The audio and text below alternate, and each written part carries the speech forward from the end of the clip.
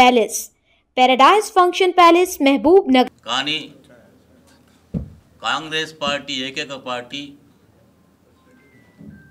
ప్రజల ఆకాంక్ష మేరకు సంక్షేమ అభివృద్ధితో పాటు ఇచ్చిన మాట నిలబెట్టే ఒక నమ్మకం కలిగిన పార్టీగా ఈరోజు పేరుంది.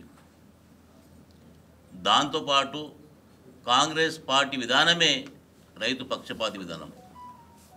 ఆ రోజు నెహ్రూ గారు, ఇందిరాగాంధీ గారు గ్రీన్ రెవల్యూషన్, సాగునీటి సమస్యల పరిష్కారం, సాగునీటి ప్రాజెక్టులు అంటేనే ఒక దేవాలయాలుగా భావించే పార్టీ కాంగ్రెస్ పార్టీ. ఏ రోజు కూడా అధికారం ఉన్నా లేకున్నా రైతుల పక్షాన పోరాడి రైతులకు పనిచేసిన పార్టీ కాంగ్రెస్ పార్టీకి ఈరోజు గుర్తింపు ఉంది. గతంలో ఎన్డీఏ ప్రభుత్వము రైతులకు సంబంధించి నల్ల చట్టాలు తీసుకొస్తే ఆ బ్లాక్ లాస్కు చాలామంది రైతులందరూ కూడా ఏకమై దాదాపు 3 ఏళ్ళు పోరాటం చేస్తే ఈ ప్రభుత్వం ఇంకా జరగలేదు.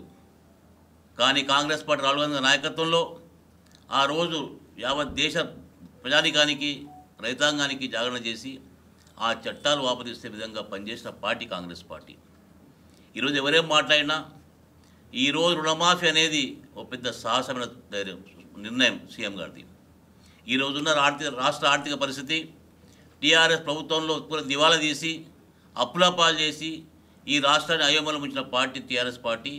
దాన్ని ఈరోజు రేవంత్ రెడ్డి గారి నాయకత్వంలో మళ్ళీ గాడిని తీసుకొచ్చి ఆయన మాట ఇచ్చారు కాబట్టి ఆ మాట నిలవాలని చెప్పి ఈరోజు రైతులకు 2 లక్షల రుణాలని దాదాపు 31,000 కోట్ల రూపాయలు 31,000 కోట్ల రూపాయలు ఈరోజు మాఫ్ చేసే కార్యక్రమం తీసుకున్నారు. నేను అనుకుంటున్నా బహుశా యావత్ భారతదేశంలో ఇంత పెద్ద మొత్తంలో రుణమాఫీ జరగలేదు. అంటే ఈరోజు టీఆర్ఎస్ పార్టీలు మాట్లాడుతున్నారు. వాళ్ళు మాట్లాడే విధానం చూస్తుంటే నిజంగా సిగ్గేస్తుంది. నిన్న మొన్న జరిగిన ఎన్నికల్లో ఏ తాలూకాలు కూడా వాళ్ళకి జిల్లాలో, ఉమ్మడి జిల్లాలో డిపాజిట్ రాలేదు. వాళ్ళకు డిపాజిట్ రాని పార్టీ గతంలో అసెంబ్లీలో వాళ్ళకి ఇంటికి పంపించారు, మన పార్లమెంట్ ఎలక్షన్లో ఇంటికి పంపించారు. అయినా కూడా సిగ్గు లేకుండా ఏదో వాళ్ళ ఉనికి కొరకు ఈరోజు చేస్తున్నారు.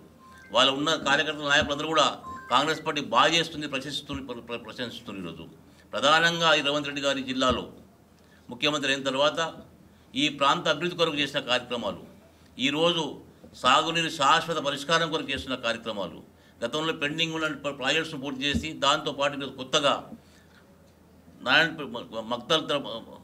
మక్తల్ కొడంగల్ సంబంధించిన ప్రాజెక్టులు తీసుకొచ్చే కార్యక్రమం చేస్తున్నారు. ఇవన్నీ చూస్తుంటే ఎవరో లేక వాళ్ళు ఈరోజు వాళ్ళు ఉనికి పోడుకురు కాబట్టి ఏదో మాట్లాడే విధానం చేస్తున్నారు.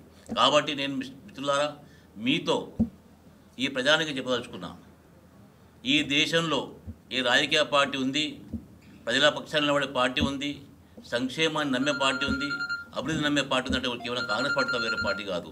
ఇచ్చిన మాట నిలబెట్టే గుణము కాంగ్రెస్ పార్టీ డిఎన్ఎల్ ఉందని చెప్పక తప్పదు.